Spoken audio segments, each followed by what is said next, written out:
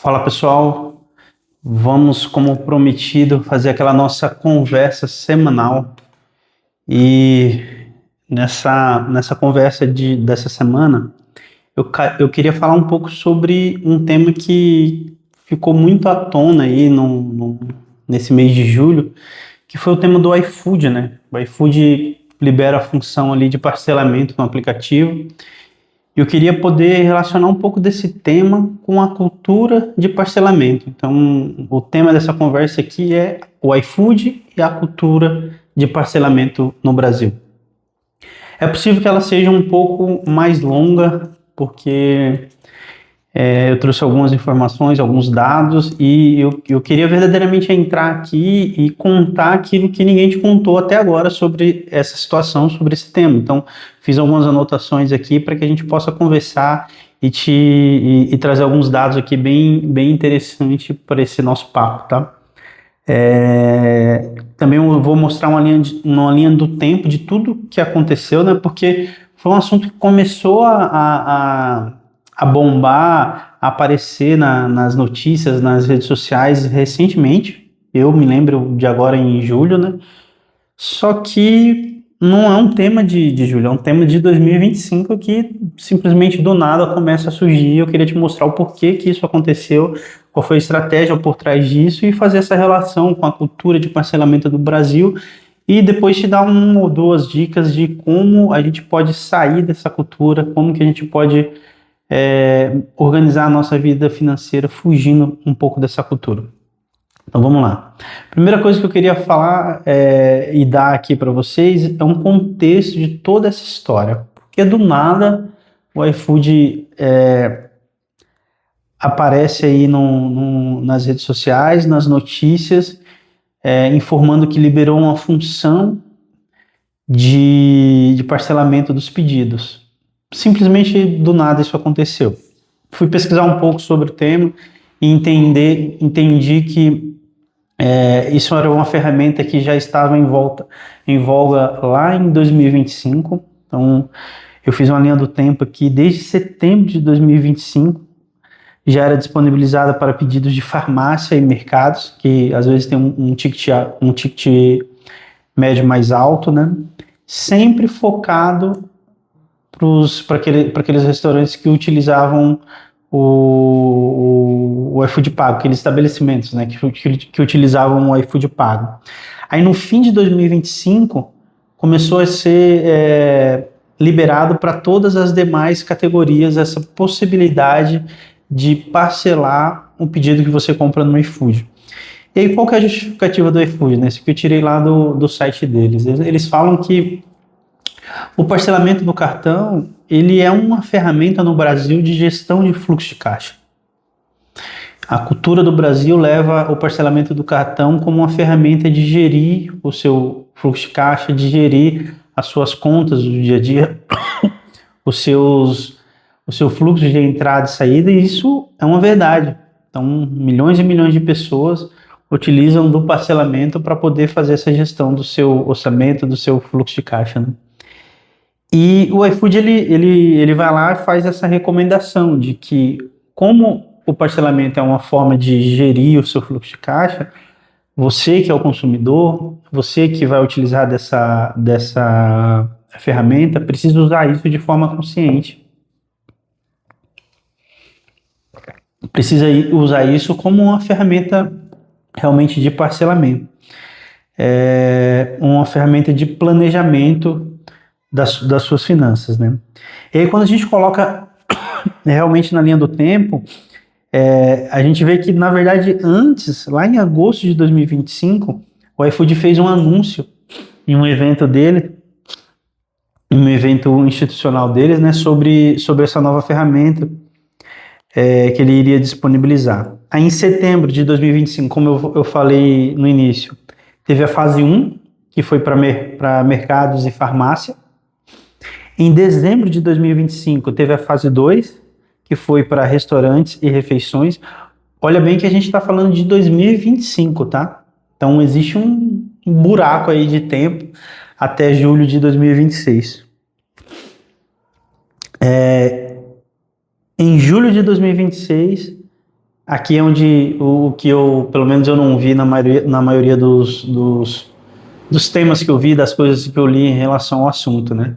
O iFood faz uma campanha para divulgar esses dados, né? Do nada surge essas informações, os resultados dos dados que foram transacionados via parcelamento, e aí a internet começa a bombar, aí notícias e mais notícias começam a sair nos portais, tudo porque me parece que o iFood fez essa promoção desses dados e as coisas surgiram como se fosse algo atual. Parecia que aquilo começou a ser liberado assim em julho mesmo, e tudo aquilo aconteceu em julho, não, mas é uma ferramenta que já vem sendo falada já há algum tempo, já vem sendo testada e colocada em diversos estabelecimentos já desde setembro de 2025 na fase 1. Só que o iFood faz como eu posso falar, ele joga no ventilador esses dados, essas informações, e aí começa a sair notícias e comentários, etc, etc. Daí que surge toda essa força do iFood em relação a isso, né? E dado esse contexto, dada essa situação, eu queria trazer para você um pouco sobre essa cultura do parcelamento que nós temos no Brasil. Tem um dado do Serasa que diz que 83,7 milhões de CPFs únicos, isso é interessante falar, tá? CPF únicos, ou seja, pessoas adultas, têm algum tipo de dívida atrasada no Brasil. 83,7 milhões. A gente tem por aí de 200 milhões de pessoas para mais, né, no Brasil. Então, 83,7 é muita gente, tem dívidas atrasadas registradas no Serasa, que é importante dizer que, assim, dívidas vencidas com CPF negativado no Serasa. Desses 83, 27,2 estão com dívidas em cartões e bancos. Então, você vê que boa parte dessa galera estão com dívidas em cartão de crédito. E aí, aqui já começa a demonstrar um pouco como o nosso país tem uma cultura real de parcelamento, uma cultura de colocar o parcelamento no dia a dia, na vida do brasileiro, né? Porque o brasileiro, ele vê a parcela se cabe no seu orçamento. Ele não vê a dívida total, ele não vê a compra no valor total. Ele não vê se ele pode ou não pagar à vista aquele valor. Por exemplo, se ele vai comprar um eletrodoméstico, vai comprar uma mesa, por exemplo, e a mesa custa, sei lá, 3 mil, 4 mil reais. A pergunta que ele se faz é: a parcela dessa mesa cabe no meu orçamento? Quando ele deveria fazer uma pergunta diferente. O valor total dessa mesa, eu consigo pagar ele agora e comprar essa mesa sem fazer dívida, sem criar parcela? Mas não, o brasileiro ele sempre vai pensar na parcela. Ele não pensa em pagar aquele valor à vista, em comprar aquela determinada compra que ele quer fazer à vista, mas ele sempre vai olhar se cabe no seu orçamento o valor da parcela. Qual que é o problema disso, tá? O problema disso é que, assim como quando fazemos isso, né, temos muitas parcelas, também vamos ter muitas vontades. E se a cada vontade que nós tivermos, nós criarmos uma parcela, vai acontecer o que esse dado aqui está mostrando para nós: 83,7 CPFs com dívidas no Brasil. Porque o negócio começa a virar uma bola de neve, você faz uma parcela ali de uma mesa, depois faz uma outra parcela ali de um notebook,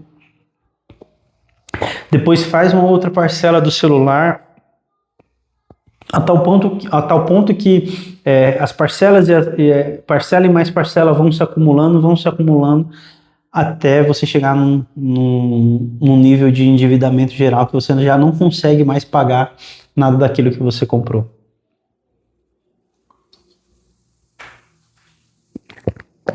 eu arrisco a dizer que essa cultura de parcelamento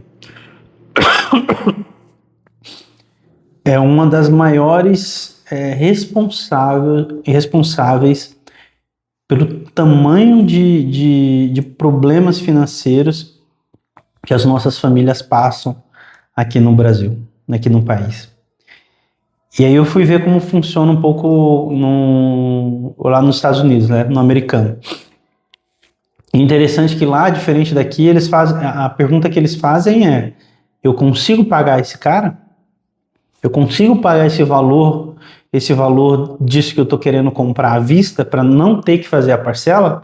Então você vê como muda um pouco a chave e eles já olham a parcela, a utilização do crédito para consumo, que nada mais é isso, eu não tenho crédito, eu pego o crédito do banco para poder consumir as coisas que eu quero no meu dia a dia. Ele já olha isso de uma forma mais negativa, de uma forma mais não tão boa, né? E aí você vê como funciona essa diferença, né? Tanto do brasileiro que adora uma parcela, dos Estados Unidos, do americano que tenta o máximo possível e olha de forma negativa a questão da parcela. E aí existem dois tipos de pessoas. O tipo 1 é aquele que tem histórico de endividamento por causa de cartão de crédito, porque consumiu o seu limite, estourou vários cartões de crédito, e ele tem um histórico de dívidas ali. Porque ele fez muitas compras que muitas vezes ele nem precisava, eram compras talvez comportamentais que a emoção, a paixão ali, a vontade tomava conta, ele ia lá e fazia uma parcela. Esse é o tipo 1 de pessoa. E diferente do conselho do iFood, que fala sobre que cada um tem que fazer o seu planejamento, e tem sim, e que o cartão de crédito é uma ferramenta de fluxo de caixa, diferente do conselho dele, eu aconselharia essa pessoa, esse tipo 1 de pessoa, a queimar todos os seus cartões. Evitar, assim como o diabo foge da cruz, uma dívida parcelada. Porque você não tem maturidade emocional para poder conseguir se organizar com várias parcelas, com várias dívidas de consumo. Eu aconselharia para essa pessoa, se ela não tem dinheiro, ela não compre.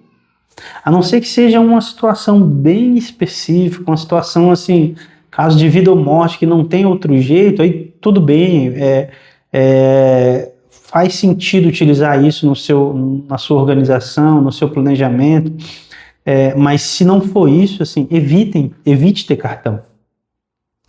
Tire o seu cartão de crédito, queime, jogue fora, faça o que for, mas não utilize o cartão de crédito, porque você não vai ter capacidade emocional, podemos dizer assim, para poder usar aquilo de uma forma positiva, de uma forma que gere benefício para você. Você vai se entupir de dívidas, entupir de parcelamentos, que aquilo só vai aprofundar mais ainda o seu endividamento. Então, esse tipo 1 de pessoa, o meu conselho seria não ter cartão. Busque desenvolver essa habilidade, podemos dizer assim, de comprar aquilo que você precisa de forma à vista. Se você não tem dinheiro, não compre. Se você acha que é importante, planeje para você ir guardando dinheiro para chegar naquele momento que você quer comprar que você quer fazer aquela compra, você tem um dinheiro à vista e compra. Não caia nesse conto de que vai aproveitar o desconto, vai ajudar no seu orçamento, isso e aquilo. Não, você não tem maturidade emocional para isso. Então, viva a sua vida com o seu dinheiro, porque o que mais nós vemos por aí são pessoas que estão assim totalmente atoladas no cartão de crédito e elas não têm nem mais salário. O salário dela é cair, pagar cartão de crédito, às vezes paga um cartão de crédito com outro cartão de crédito, e vira um caos, porque ela já perdeu a noção do que é viver com o seu salário. Ela não sabe mais o que é isso. Porque é o cartão de crédito que toma conta de todo do seu salário. Então, você vive muitas vezes com o limite do seu cartão. Então, esse tipo de pessoa, assim, meu conselho é evite o cartão. Faça suas compras à vista. Tipo 2 de pessoas. Pessoa que consegue gerir e ter benefício com o cartão. Tem dinheiro para pagar a fatura, não se enrola, não tem histórico de dívidas. Aqui tudo bem. Esse tipo de pessoa, você não tem histórico de dívida com cartão. Você consegue gerir bem, você consegue usufruir dos benefícios que o cartão traz. Ok, sem problemas. Mas também indicaria evitar parcelamento, porque com parcelamento e mais parcelamento, a sua fatura vai crescer e vai chegar um momento que você pode chegar em alguma situação de endividamento e não conseguir pagar, né? Esse é o tipo 2 de pessoas. Eu acho que sempre ficar alerta. Eu acho que sempre quando a gente está trabalhando com o dinheiro dos outros, é sempre ficar alerta para que aquilo não se torne, de alguma forma, um problema. E para fechar, que deu essa conversa 16, acho que vai dar quase 20 minutos, mas para fechar, um resumo que eu queria trazer, que eu anotei aqui para trazer para vocês, assim, que antecipar o consumo nunca é bom. Se você tem algo que você precisa, que você quer comprar, a melhor estratégia é você guardar o dinheiro, é você juntar, é você fazer uma renda extra para que você consiga ter aquele dinheiro inteiro para você comprar aquilo que você precisa. Não você antecipar uma recompensa, antecipar um consumo e criar uma dívida pegando o dinheiro do banco via cartão de crédito para poder comprar aquilo e você pagar parcelado. Então, evite a antecipação do consumo. Não caia nesse conto do parcelamento. Para o iFood é muito bom, para as empresas de cartão de crédito é muito bom, mas não caia nesse conto do parcelamento, né? Vamos quebrar essa cultura brasileira de parcelar, porque às vezes você vai num centro de qualquer cidade aí, você passa no calçadão daquele centro, eu tenho certeza que você recebe uns 3, 4 convites para fazer um cartão. Então evite isso. Evite essa cultura do parcelamento, evite essa cultura de ficar antecipando o consumo, evite essa cultura de ficar sempre se endividando, né? Se você não tiver o dinheiro, não compre. E tente fazer o possível para não comprar. Eu sei que muitas das vezes o orçamento das famílias apertam, e muitas vezes nós somos levados a tomar algumas decisões que realmente são difíceis, que vão talvez comprometer o orçamento, mas assim, aquilo que você puder fazer para evitar, faça. Se em algum momento essa situação aparecer e essa for a sua única saída para resolver aquele problema, então faça, mas faça bem consciente, sabendo daquilo que você pode fazer e planejar e organizar para que aquilo não vire uma dívida. Mas se você tiver o poder nas suas mãos de evitar, faça o possível para evitar essa cultura do parcelamento. Isso vai trazer benefícios tremendos para a sua organização financeira, isso vai fazer com que você durma melhor, isso vai fazer com que você evite dívidas, isso vai fazer com que você melhore e ordene completamente a sua vida financeira, a vida financeira da sua família. E para finalizar, se você tenta se organizar, se você entende que é importante ter um apoio, uma ajuda para a sua organização financeira, me manda uma mensagem aqui no direct. Eu tenho um programa de consultoria que posso te ajudar, posso estar contigo, ser um parceiro para você na sua organização financeira, te ajudar na tomada de decisão, te ajudar na sua organização. E eu tenho certeza, porque esse programa que eu fiz esse programa pensando em famílias, em pai de famílias, mãe de famílias que têm um orçamento apertado e que têm dificuldade de ter um planejador financeiro ali com o custo de um planejador financeiro. Então, eu fiz realmente pensando em poder ajudar e poder ter esse parceiro disponível para sua família. Então, tenho certeza que cabe no seu bolso essa consultoria. Me manda uma mensagem, vamos conversar. Eu tenho certeza que isso pode te ajudar, pode te dar um direcionamento, como está dando para muitas famílias com quem eu venho atendendo, com quem eu venho prestando essa consultoria. Uma mensagem aqui e a gente conversa. Valeu!